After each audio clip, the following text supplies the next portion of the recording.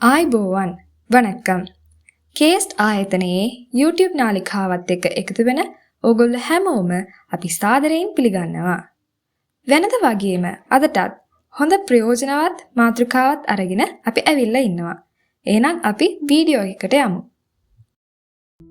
එහෙනම් මේ வீடியோ එකේ අපි சிங்கள வியாக்கரண வழியில் තියෙන பில்லம் භාවිතය ගැන ඉගෙන ගනිමු. அதாவது இந்த வீடியோல நாங்க சிங்கள கிராமர் அதாவது சிங்கள இலக்கணத்துக்குள் இருக்கக்கூடிய பில்லம் භාවිතය அப்படிங்கிற சாப்டரை பார்ப்போம். பில்லம் භාවිතය මොනවද பில்லம் භාවිතය කියලා කියන්නේ? பில்லம் භාවිතය அப்படின்னா என்ன அப்படின்னு பாத்தீங்கன்னா உயிர்க்குறிகள். என்ன உயிர்க்குறிகள்? சாதாரணமாக தமிழ்ல நாங்க ஒரு சில உயிர்க்குறிகளை நாங்க பயன்படுத்துறோம். அதே மாதிரி சிங்களத்திலயும் உயிர்க்குறிகள் காணப்படுது. உதாரணமாக தமிழ்ல நாங்க விசிறி, ஒற்றை கொம்பு, இரட்டை கொம்பு, சங்கிலி கொம்பு இந்த மாதிரியான உயிர்க்குறிகளை பயன்படுத்தி ஒரு எழுத்தினுடைய உச்சரிப்பை நாங்க மாற்றோம். ஒரு எழுத்தினுடைய உச்சரிப்பை மாற்றோம். அதாவது உயிர்மை எழுத்துக்களை தோற்றுவிக்கிறோம். அப்ப இதே போல சிங்களத்திலையும் இந்த பில்லம் அப்படின்னு சொல்லப்படக்கூடிய உயிர்க்குறிகளை உபயோகித்து சிங்கள வியாஞ்சன அக்ஷரன்னு சொல்லப்படக்கூடிய மெய் எழுத்துக்களை நாங்க உயிர்மை எழுத்துக்களாக மாற்றோம். நான் பலவரி பாயிண்ட் කියවන්න. ස්වරයක් ලියා දැක්වීමේදී அதாவது ஒரு உயிரெழுத்து எழுதும் பொழுது ஏට අදාළ අක්ෂරයේ දී දක්වනුයේ පදයක ආරම්භයේදී පමණි. அதாவது நாங்க ஒரு உயிரெழுத்து எழுதும் பொழுது பொதுவாக அந்த உயிரெழுத்தை ஒரு சொல்லினுடைய ஆரம்பத்துல மட்டுமே நாங்க எழுதுவோம். அதிகமாக பொதுவா நாங்க ஒரு உயிரெழுத்து ஒரு சொல்லின் ஆரம்பத்தில் தான் வரும். வியாஞ்சனைக்கிட்ட பரவ ஸ்வரයක් යෙදීමේදී அதாவது ஒரு மெய்யெழுத்துக்கு ஒரு உயிர்மை எழுத்து, அதாவது பரவஸ்வர அப்படின்னா உயிர்மை எழுத்து. ஒரு உயிர்மை எழுத்து நாங்க தோற்றுவிக்கும் பொழுது வியாஞ்சனையකට அந்த மெய்யெழுத்துக்கு ස්වරයක් නිරූපණය කිරීම සඳහා යොදන සංකේත පිළිනමින් හැඳින්වේ. அதுக்கு நாங்க ஒரு உயிரெழுத்தை நாங்க சேர்த்து நாங்க அந்த உயிர்மை எழுத்தா மாத்துறோம். அப்படிங்கிறத குறிப்பதற்காக நாங்க உபயோகப்படுத்தக்கூடிய குறியீடு தான் இந்த பிலி அப்படின்னு சொல்லப்படக்கூடிய இந்த உயிர்க்குறிகள் பில்லம். அதாவது உயிரெழுத்தை எழுதும் பொழுது அது தொடர்பான எழுத்து ஒரு சொல்லின் தொடக்கத்தில் மட்டுமே எழுதப்படும். ஏன்னா ඊළඟ පොයින්ට් එක කියවන්න. ව්‍යංජනයක් ස්වරයකින් තොර බව හැඟීමට ව්‍යංජනයට හල් ලකුණ යෙදේ. அதாவது ஒரு மெய் எழுத்துல ஒரு உயிரெழுத்து சேரல, அது தனித்துவமாக அந்த மெய் எழுத்து காணப்படுகிறது. அதனுடன் எந்த விதமான ஒரு உயிரெழுத்தையும் நாங்க சேர்க்கல, அதாவது அதை ஒரு உயிர்மெய் எழுத்தாக நாங்க மாற்றல அப்படிங்கறத குறிப்பதற்காக அது ஒரு மெய்யெழுத்தாகவே காணப்படுகின்றது. ஒரு மெய்யெழுத்தாக தனித்து நின்று அதற்குரிய ஒரு ஒளிய எழுப்புது. அதுக்குரிய ஒளியை எழுப்ப முடியாது. ஆனா இப்ப தமிழ்ல இருக்கக்கூடிய மாதிரி இக், இச், இட் அந்த மாதிரியான ஒரு உச்சரிப்பை தருது. அப்படிங்கிறத காட்டுவதற்காக நாங்க ஹல் லகுன, அதாவது ஹல் கிரீம அல்லது கொடிய அப்படின்னு சொல்லப்படக்கூடிய ஒரு உயிர்க்குறியை நாங்க பயன்படுத்துறோம். අපි හල් ලකුණු ලියන්නේ මෙන්න මේ විදිහට. அந்த ஹல் லකුණ ஹல் கிரீம இந்த மாதிரியாக இருக்கும். இந்த மாதிரியாக ஹல் கிரீம நாங்க செய்யறோம். மெய்யெழுத்துக்கு உயிரெழுத்து இல்லாததை குறிக்க ஹல் அடையாளம் பயன்படுத்தப்படுகின்றது. ව්‍යංජනාක්ෂර ඊළඟ බලන්න. ව්‍යංජනාක්ෂර හල් අකුරු බැවින් තනිව ශබ්ද කළ නොහැකි අතර ඒට එක්වන ස්වරය පිල්ලමකින් නිරූපණය වේ. அப்போ ஒரு மெய்யெழுத்து ஹல் கிரீமையோட இருக்கு, அதாவது ஒரு ஹல் லகுணம் அதுக்கு நாங்க சேர்த்திருக்கிறோம். அதன் மூலமாக அதை நாங்க தனியா உச்சரிக்க முடியாது. அதுக்கு தனித்து என்று ஒரு உச்சரிப்பு இல்லை. அதனால அதை நாங்க ஒரு உயிர்மெய் எழுத்தாக, இப்ப உதாரணமாக கயன்ன இருக்குதுன்னு சொன்னா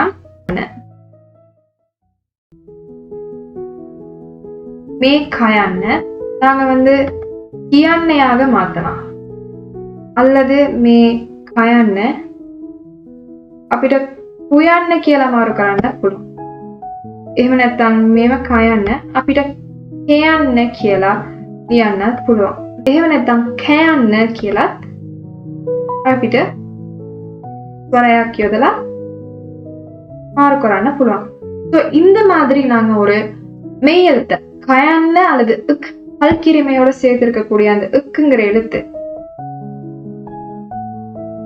நான் இதுக்கு ஹல் கிரிமை நான் சேர்க்கிறேன். அப்ப இந்த மாதிரியாக ஹல் லகுணක් එක්ක මේ තියෙන வியாஞ்சனாட்சர இந்த மெய்யெழுத்துக்களை நாங்க வந்து வேறொரு உச்சரிப்புடன் ஒரு உயிர்மை எழுத்து மாதிரியாக மாற்றுவதற்கு அதுக்கு நாங்க ஒரு உயிரெழுத்தை சேர்க்கணும். அந்த உயிரெழுத்தை நாங்க சேர்த்திருக்கோம் அப்படிங்கிறதுக்கு அடையாளமாக நாங்க வந்து இந்த உயிர்குறிகளை நாங்க அந்த எழுத்துகளுடன் எழுதுறோம். அதைத்தான் சொல்லியிருக்காங்க. மெய்யெழுத்துக்களை தனியாக ஒழிக்க முடியாது, அடையாளம் காணப்படுவதனால மற்றும் அதனுடன் வரும் உயிரெழுத்து மற்றும் அதனுடன் ஒரு உயிரெழுத்து சேர்ப்பதனால அதுக்கு நாங்க உயிரெழுத்து சேர்த்திருக்கோங்கிறத காட்டுறதுக்காக ஒரு உயிர் குறியீடை நாங்க பயன்படுத்துறோம். அந்த உயிர் குறியீடுக்கு வழங்கக்கூடிய பெயர் பிலி. பிலின்னு சொன்னா நிறைய உயிர்குறிகள், பில்லாம் அப்படின்னா உயிர்குறி, ஒரு உயிர்குறி. அப்ப இதை நாங்க பயன்படுத்துறோம். அடுத்த ஸ்லைடுக்கு போவோம். கொடிய கொடிய சஹா ரஹன කියන්නේ வியாஞ்சன அக்குறுகளை கொட்டாஸ். அதாவது வியாஞ்சன அக்குறுகளினுடைய ஒரு பகுதி தான் இந்த கொடிய அல்லது இந்த ரஹன அப்படின்னு நாங்க சொல்லப்படக்கூடியது. அதாவது இப்ப சாதாரணமாக ஒரு வியாஞ்சன அக்ஷரை நான் வந்து எழுதி காட்டுறேன். இப்ப நான் உங்களுக்கு மயன்னை எழுதி காட்டுறேன். මයන්න අපි මයන්න ලියන්නේ මෙන්න මේ විදිහට. sorry ආයෙත් මම කියලා පෙන්නන්නම්. මෙන්න මේ විදිහට තමයි අපි මයන්න ලියන්නේ. ඔයගොල්ලෝ ලස්සනට ලියන්න මම මෙහෙම කැතට ලිව්වට நீங்க அழகா அதை எழுதணும். මෙන්න මේ විදිහට තමයි අපි மயන්න லியන්නේ. இப்போ இந்த மயன்னைக்கு நான் இப்படி ஒரு குறிய சேர்த்தா இது அதாவது அப்படிங்கிற உச்சரிப்பை கொடுக்கக்கூடிய வியாஞ்சன அக்ஷரம். அப்ப இதனுடைய ஒரு பகுதி தான் இந்த நாம் மேல சேர்க்கக்கூடிய ரஹன அப்படிங்கிற இந்த குறியீடு. அதே மாதிரி இது ஒரு தயன்னையாக இருக்குமாக இருந்தால் அந்த தயன்னை அல்லது நயன்னைக்கு நாங்க இது தயன்னை எடுக்கிறோம். அந்த தயன்னைக்கு நாங்க இந்த மாதிரியான ஹல்கிரிமையை சேர்க்கிறோம். ஹல்கிரிமை அப்ப இந்த மாதிரி என்ன பில்லம் பாவித்தை கூட என்ன பில்லம் காணப்படுகின்றது, என்ன உயிர்குறிகள் காணப்படுகின்றதுன்னு பாப்பமா இருந்தா ஃபர்ஸ்ட் ஹல்கிரிமை. ஹல்கிரிமை வந்து என்ன அப்படின்னா இந்த மாதிரி நாங்க போடுறோம் இல்லையா, இதுக்கு பேர் தான் ஹல்கிரிமை. நாங்க வந்து இந்த மாதிரி மயன்ன மாதிரியான எழுத்துகளுக்கு நாங்க வந்து நம்முடைய மேற்பகுதியில இந்த மாதிரியான ஒரு உருவத்தை நாங்க வரைவதன் மூலமாக நாங்க வந்து அது ஹல்கிரிமையை நாங்க செய்யறோம். ஈழங்கிட்ட கயன்ன இதுக்கு நாங்க அயன்னைய வந்து சேர்க்கறதுக்காக எந்த ஒரு குறியும் நாங்க பயன்படுத்துறது இல்லை. அதனால இது பிளாங்கா இருக்கு. ஈழங்கிட்ட அலப்பில்ல காக்கா. இப்ப சாதாரணமா இப்போ அயன்ன எழுதும் பொழுது அயன்னைய நாங்க வந்து எழுதணும், சாதாரணமா இப்ப எழுதணும். அதே ஆயன்னைக்கு இந்த மாதிரியான ஒரு குறியை சேர்த்து அயன்னையுடன் ஒரு குறியை இந்த மாதிரி சேர்ப்பதன் மூலம் அதை ஆயன்னையாக நாங்க மாத்தணும். அதாவது அதனுடைய உச்சரிப்பு அதனுடைய சவுண்ட் நெடிலாக மாறியது. இந்த மாதிரி க அப்படிங்கிற இல்லாட்டி இக்கு அப்படிங்கிற ஒரு எழுத்தை காவா மாத்தணுமா இருந்தா, அதாவது கயன்னைய காயன்னைய நாங்க மாத்தணுமா இருந்தா அதுக்கு நாங்க சேர்க்கக்கூடிய எழுத்து தான் எலப்பில்ல. என்ன மேவிட்ட எலப்பில்ல. அப்ப சහ ආයන්න එකතු වෙනකොට මේව කායන්න කියන මේ අකුර ඇති වෙනවා. இந்த காயன்னை நாங்க எழுதும் பொழுது இந்த அலப்பில்லையை நாங்க உபயோகப்படுத்துறோம். அப்ப நீங்க இந்த உயிர்குறிகளினுடைய பெயர், இந்த உயிர்குறிகளுக்கு வழங்கப்படக்கூடிய பெயர் என்ன, அந்த உயிர்குறிகள் என்ன அப்படிங்கறத நீங்க வந்து தெரிஞ்சு வச்சிருக்க வேண்டியது அவசியம். ඊළඟට බලන්න ඇදපිල්ල அப்படின்னா ஏන්න. அப்ப ஏන්න ලියනකොට මෙහෙම ලියුවේ මතකද ඔයගොල්ලන්ට? ஏන්න எழுதும் பொழுது இந்த மாதிரியான ஒரு அமைப்பு நாங்க வந்து வரையணும் இல்லையா, அந்த இல் வரக்கூடிய இந்த பகுதி தான் ඇදපිල්ල. අපි සාමාන්‍යයෙන් යන මේ අක්ෂරات එක්ක ஏන්න එකතු කරනකොට කෑන්න කියන මේ අකුර ඇති වෙනවා. இந்த කෑන්නේல வரக்கூடிய இந்த குறியீடு ඇදපිල්ල. ඊළඟට බලන්න දිග ඇදපිල්ල. දිග ඇදපිල්ල අපි ලියන්නේ ඈන්න ලියපු විදිහට. அதாவது ஏன்னு சொல்லப்படக்கூடிய இந்த எழுத்தை நாங்க எழுதுறோம். අපි දිග ඇදපිල්ල ලියන්නේ ඈන්න ලියපු විදිහට. මේ අයන්න අපි ඈන්න විදිහට මාර්ග කරනකොට මෙහිම ඇදපිල්ලක් දිග ඇදපිල්ලක් අපි ලියනවා. அப்ப இதுக்கு பேர் தான் திக ඇදපිල්ල. இங்க உக் සහ ඈන්න එකතු වෙලා කෑන්න නිකුත් වෙලා තියෙනවා. ඊළඟට இஸ்பில்ல அப்படிங்கிறது வந்து இப்போ கிரணவாங்கிற சொல்ல கியான்னே பாரு. கியான்ன இந்த கியான்னைக்கு மேல வரக்கூடிய இந்த அமைப்பு, அதாவது உக் யான மே அக்ஷரத்துக்கு இக்கோட நாங்க ஈ அப்படிங்கிற எழுத்தை சேர்த்தா கீங்கிறது வரும். அந்த கீக்காக நாங்க சேர்க்கக்கூடிய குறியீடு தான் மே இஸ்பில்ல. ஈலங்கட்ட திக இஸ்பில்ல அத கீ அன்னையாக நாங்க மாற்றும் போது கீட்டையா கீட்டையா அப்படின்னு ஒரு சொல் இருக்கு. கீட்டையா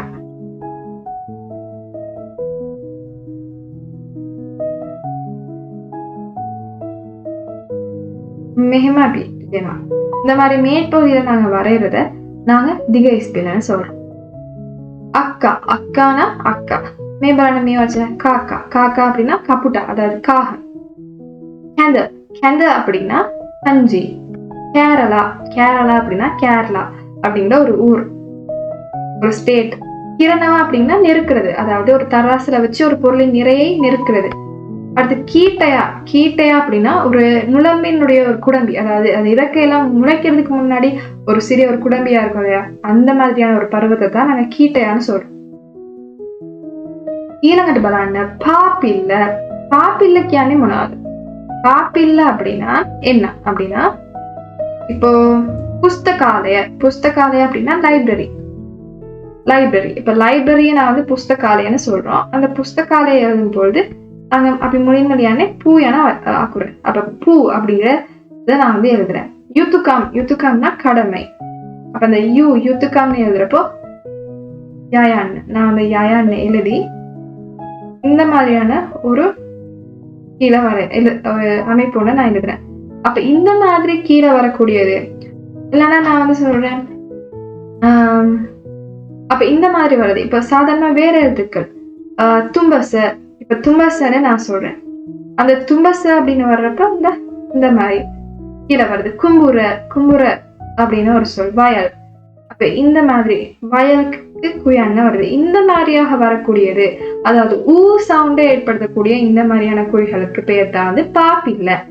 இந்த மாதிரி கயான்னக்கி குயான்னக்கி இந்த மாதிரி சேர்க்கும் போது துயான்ன குயான்ன இந்த மாதிரி கீழ் நோக்கி வரக்கூடிய வளைவும் பாப்பில்ல தான். இந்த மாதிரி யயான்ன புயான்ன சயான்னையில எல்லாம் வரக்கூடிய இந்த மாதிரி நாங்க போடுற இந்த குறியும் பாப்பில்ல தான். அந்த எழுத்துடன் உயான்னையை நாங்க சேர்த்தா குயான்ன வருது. அப்படி பாப்பில்ல இல்லையானே மென்னமே விதிகட்ட. ඊළඟට திக பாப்பில்ல நாங்க இப்படி எழுதுறோம்னு சொன்னா இந்த மாதிரியாக வளைச்சு எழுதுறோம். இது பாருங்க, ஒரு ஸ்ட்ரெயிட் லைனா வந்து முடியும், இந்த மாதிரி முடியும். ஆனா திக பாப்பில்ல எப்படி முடியும்னு சொன்னா மென்னமே விதிகட்ட. ஒரு இந்த மாதிரி சாதாரணமாக வந்து இந்த இடத்துல இப்படி வளைஞ்சு இப்படி வரும் பாருங்க. திக பாப்பில்ல இல்லையானே மென்னமே விதிகட்ட. இதே தேக்கிட்டு வேணாஸ் காமிக்கணும். இந்த இடத்துல ஸ்லைட்லி பெண்ட் ஆகி வரும். சரியா? அதே மாதிரி தான் இப்ப புயான்ன அப்படின்னா பூயான்னு நான் எழுதுறேன்.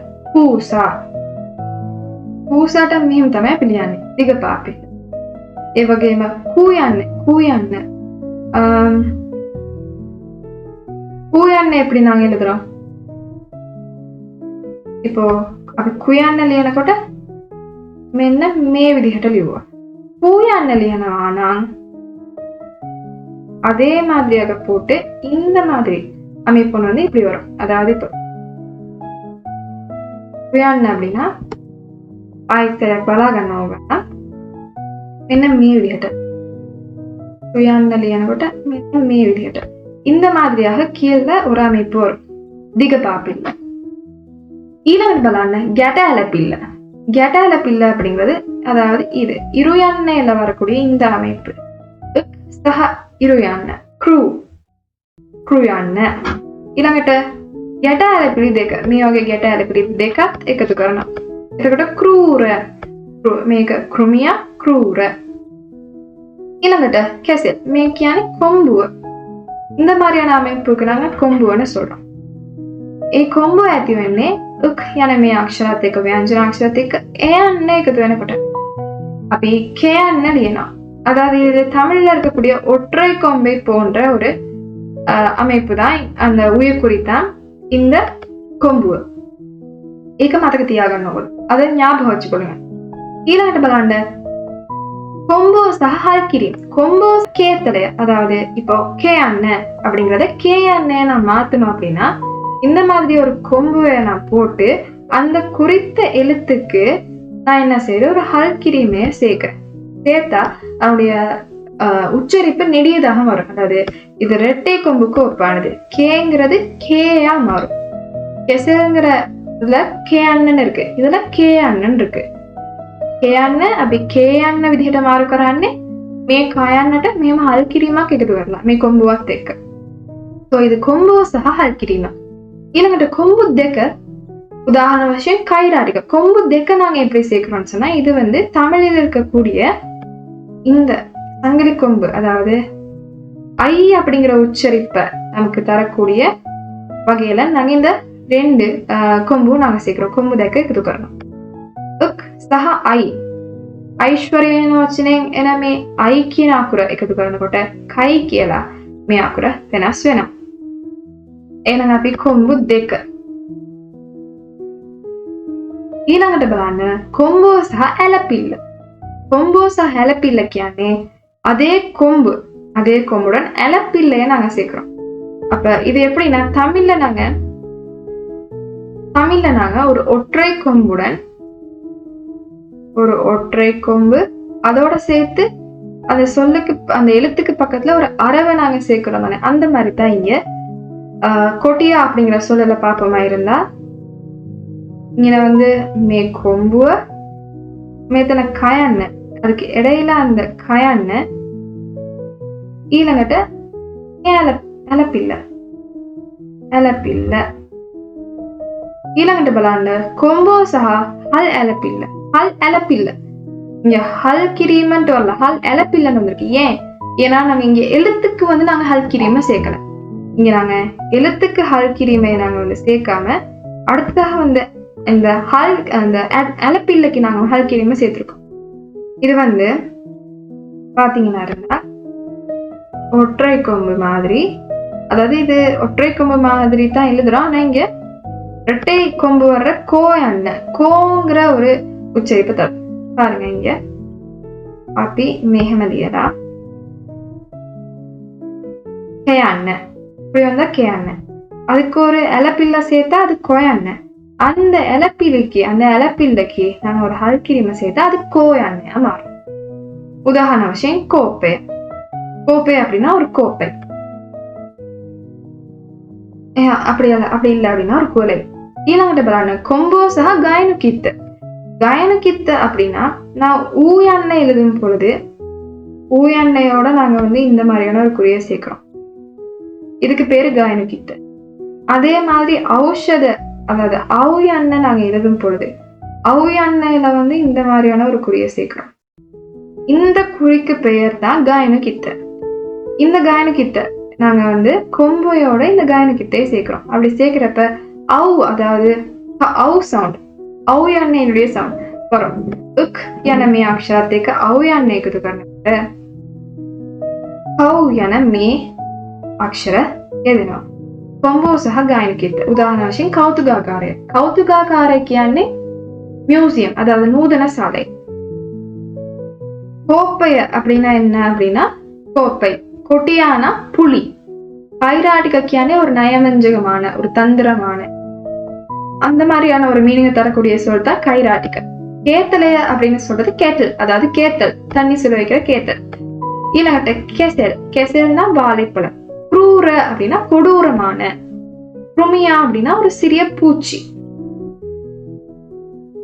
එහෙනම් මෙතන තියන්නේ මේ පිල්ලම් භාවිතය අපි ඉගෙන ගත්තොත් මේ පිල්ලම් ටිකේ නම ඒව කොහොමද ලියන්නේ කියලා. அப்போ இதே விடயங்களை தான் வந்து இது வரைக்கும் இவ்வளவு நேரமாக நாங்க இவ்வளவு நேரம் படிச்சோம். ஸோ இதுல என்ன இருக்குன்னு சொன்னா ஒவ்வொரு உயிர்க்குறிகள் அந்த உயிர்க்குறிகள் எப்படி இருந்தது அதற்குரிய உதாரணங்களை வந்து கொடுத்துருக்கு. මේ වීඩියෝ එකේ අපි සිංහල භාෂාවේ තියෙන පිල්ලම් මොනවද, ඒ පිල්ලම් භාවිතය, ඒ පිල්ලම් කොහොමද ලියන්නේ, මේ වගේ දේවල්, ඒ පිල්ලම් ඇතිවන මේ වචන වලට උදාහරණ මේ වගේ දේවල් අපි මේ වීඩියෝ එකේ ඉගෙන ගත්තා. අපි තවත් අලුත් වීඩියෝ එකකින් ඔයගොල්ලෝ හැමෝම හම්බ වෙන්න ලෑස්ති. එහෙනම් ඒ වෙනකන් අපි මේ වීඩියෝ එකකින් ඔයගොල්ලන්ගෙන් සමුගන්නවා. මේ වීඩියෝ එකත් එක්ක එකතු වුණ ඔයගොල්ලෝ හැමෝටම ගොඩාක් ස්තුතියි. එහෙනම් අපි අලුත් වීඩියෝ එකේ ආයෙත් හම්බ වෙමු.